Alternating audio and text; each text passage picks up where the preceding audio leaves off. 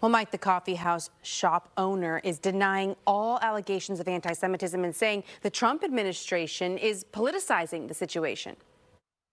In a lawsuit filed Monday, the Department of Justice says the actions at the Oakland coffee shop violate Title II of the Civil Rights Act of 1964, saying Jerusalem Coffee House's refusal to serve Jewish customers was illegal. What happened in the Jerusalem Coffee House in Oakland was un-American, illegal, and unacceptable. Former San Francisco attorney and assistant attorney general for the DOJ, Harmeet Dillon, says she's disappointed local authorities did not take action.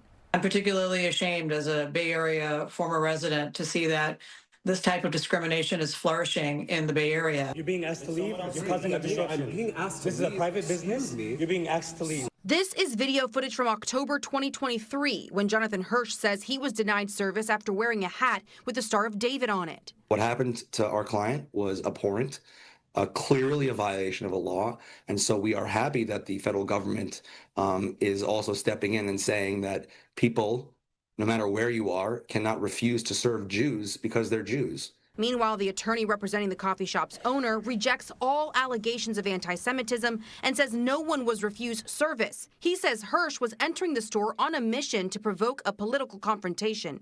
He went into the back of the cafe and people complained that he was harassing them and making them feel uncomfortable. And that was the reason that Mr. Herrera asked him to leave. Hirsch's lawyer says this isn't true. At no point was there a conversation about politics.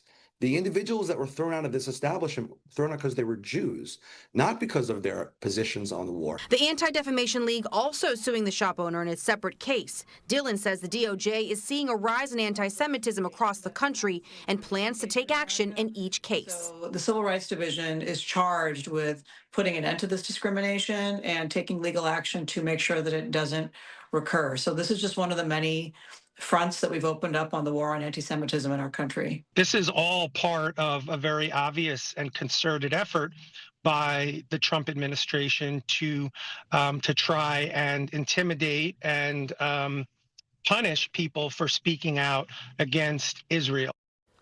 And an attorney with the Anti-Defamation League tells us they're also looking forward to fighting this case in federal court. The coffee shop owner has a couple of weeks to formally submit his responses to the allegations on all three of those lawsuits. Mike. Crystal Bailey, live tonight in studio. Crystal, appreciate it. Thank you.